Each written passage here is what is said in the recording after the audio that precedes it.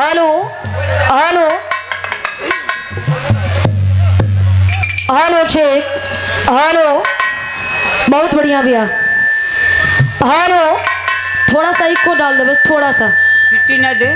Hello check hello कम मत करा। Hello जहाँ जैसे आप लोग बैठे रहनी है वैसे ही बैठ जाए। करेजा पतावा रख के तवा रख के जरबा का वो लोगन के उतना समय उन्हें आप लोग दिले बनी बस थोड़ा सा समय और भी चाहिए। हर दे दे जा का। अरे समय भैया। हाँ समय जा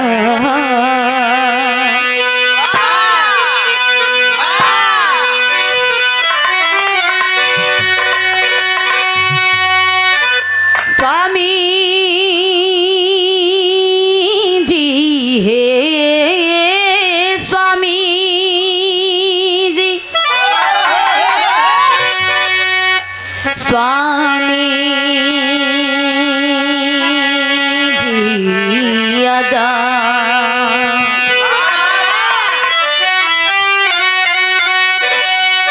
ममता की मंदिर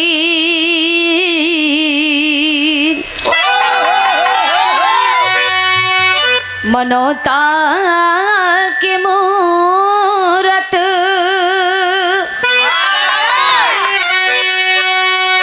जगत जनदायिनी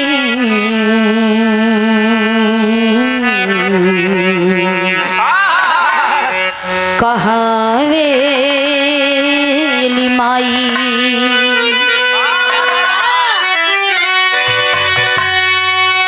माई से अबीरल जग में कोई नहीं है। यह सृष्टि के गुलशन सजावे लिमाई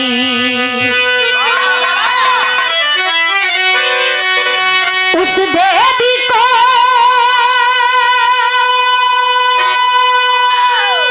नमन कातिब जो खन करे अपने आंचल में झूला झुलावे लिमाई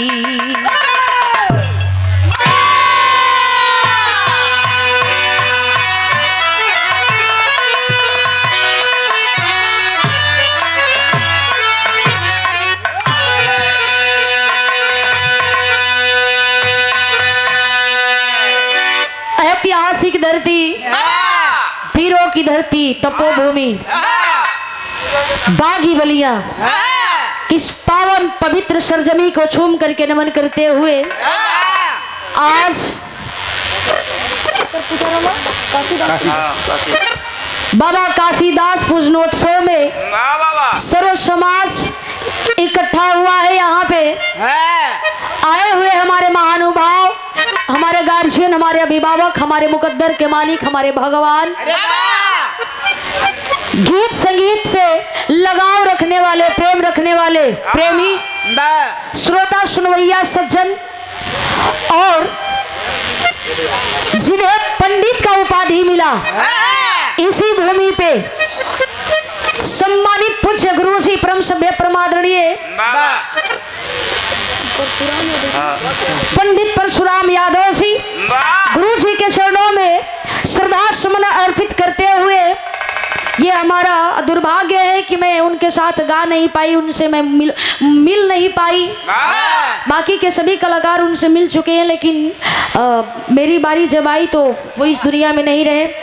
मैं यहीं से कोट कोट बंदन करती हूँ और जितने भी हमारे महानुभाव लोग आए हैं हम भोजपुरी लोकगीत बिरहा गायिका रवीना रविरंजन कैमूर बिहार की धरती से यह सुंदर ऐतिहासिक मंच की ओर से विराह परिवार की ओर से दिल की अनंत गहराइयों से हार्दिक वंदन अभिनंदन पग वंदन करते हैं। आए हुए महानुभाव लोग, चाहे वो राजनीतिक दल से जुड़े हो या आम नागरिक हो, पंच सरपंच साहब, वार्ड साहब, बीडीसी महोदय या इससे भी बड़े ओहदे पे हो, सभी के चरणों में कोट कोट वंदन। बगल के मंच पे उधर पूज्य गुरु जी पंडित परशुराम यादव जी, गुरु जी के बड़े सुपुत्र, हमारे गुरु तुल्य अभिभावक जी, विराह के सुपरस्टार कलाकार सम्मानित पूज्य गुरु जी माननीय अखिलेश यादव जी, आपको और आपकी पूरी टीम को हमारे तरफ से हार्दिक वंदन अभिनंदन है। और उनके बगल में और हमारे बगल में जहाँ रहुआ बनी वहाँ हमरा के होके के चाहत रहल, दोनों जने के बीच में हो गल। बिहार से चल करके आए, जन्मभूमि से चल करके, गृह जनपद से चल करके आए हुए विराह के सुपरस्टार कलाकार, वायरल जोड़ी सम्मानित सुधीर लाल यादव जी, आपको और आपकी पूरी टीम को हमारे तरफ से हार्दिक वंदन अभिनंदन, स्वागत है, पगवंदन है। और हमारे बीच में ये जितने भी हमारे यूट्यूबर भाई हैं, आप लोग का भी बहुत बहुत धन्यवाद, काफी दूर से आए हैं। और हम तीनों कलाकार के राग में अहम भूमिका निभा रहे साउंड वाले भाई, आपको भी बहुत बहुत धन्यवाद, स्वागत है। समय बीत गई, पूजा भी भइल, काफी लोग गईलन, काफी लोग गईलन, काफी लोगन गा भी रहलन, और मन के बीच में मन के गार्जियन लोग भी काफी दूर से मन दोनों कलाकारन के अपने यहाँ बुलाने के लिए काफी दूर से चल कर के आए हैं। हमारे दोनों महानुभाव लोग, आप लोग को भी प्रणाम पहुँचे। काफी समय हो गई, ज्यादा हम बतियाई तो लोग यहाँ की लोग तक कुछ गौला ही बतियाई में समय निकाल दली, ऐसे ना करब। आवा बड़ी सुंदर वर्ष भक्ति भजन धून तर्ज विराह कभी आना। अरे हिलेबो कैला हो, ओगार में दम होला बच्ची। अच्छा अच्छा, सबकर आस लगल बा, बड़ा प्यार से बैठल बानी। सम्मानित प्रधान जी, सम्मानित बड़े गार्जियन मुनीब यादव प्रधान जी के देख रेख में यह कार्यक्रम रखा जाता है। हर साल की भांति इस साल भी रखा गया है। कार्यक्रम में 21 जुलाई के रहल, टल के हो गई 4 अगस्त के। ये आप लोगों का प्यार बा। मास्टर साहब एक आध लाइन भक्ति भजन हो जाए, एक बाद जौन लोग चाहत वन उहे होई। अब बता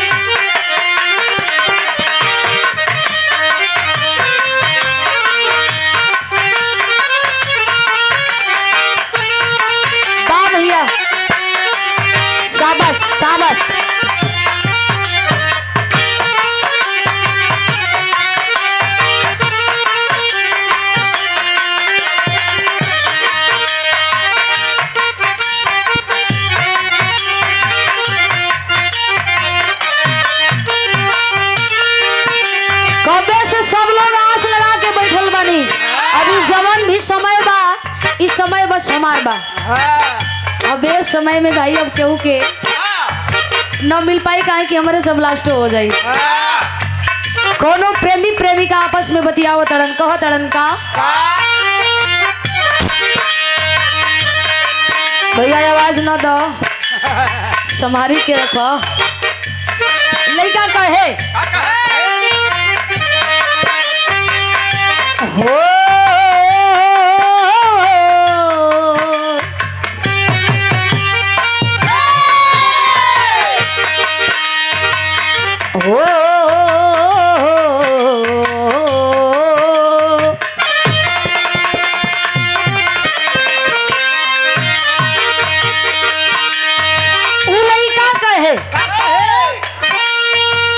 तेरे संग प्यार में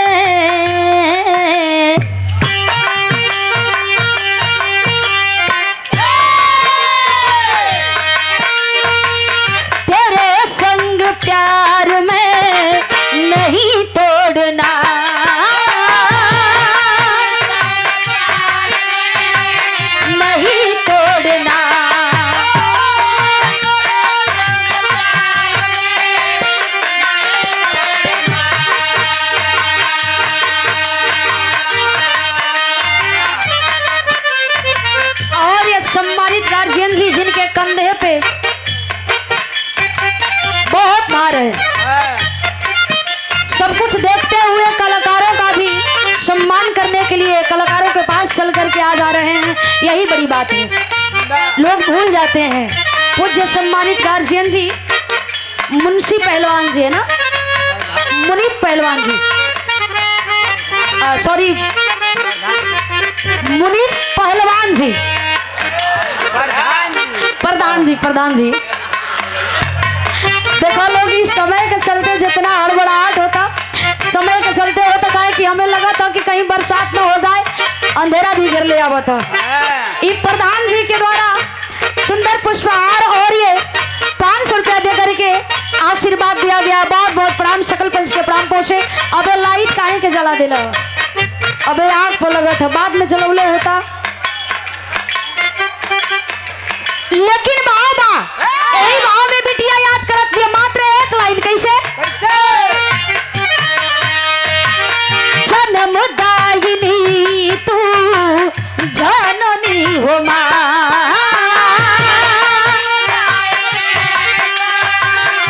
जननी हो मां,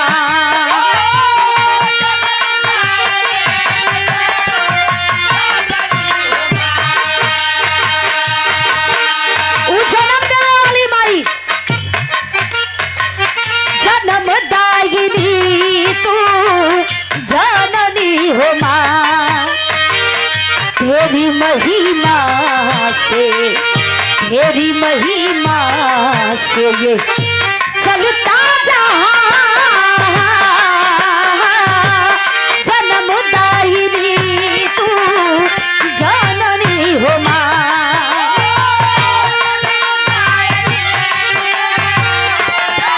वाह भैया,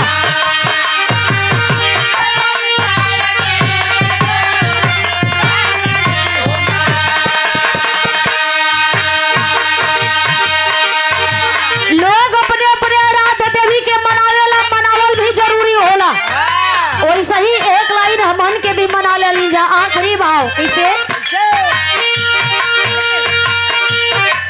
पत छे बर सुख नंदन जिनानी हुए,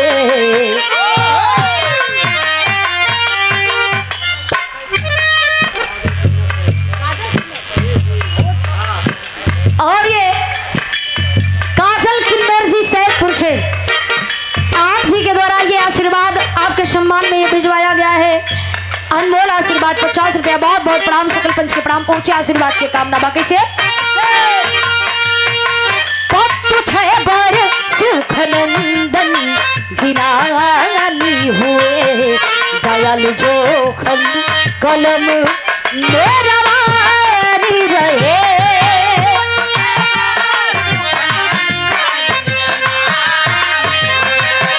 दयाल जोखन कलम मेरा वारी रहे,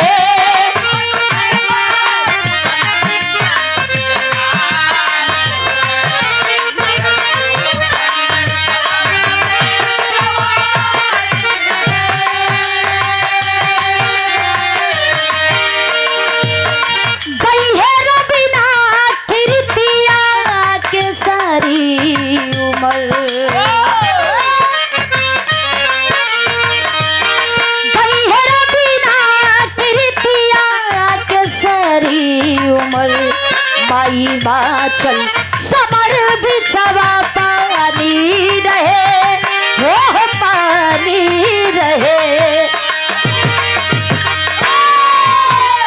आज रख ले बुनिया रे, ये जननी रख ले बुनिया रे, न करी हाज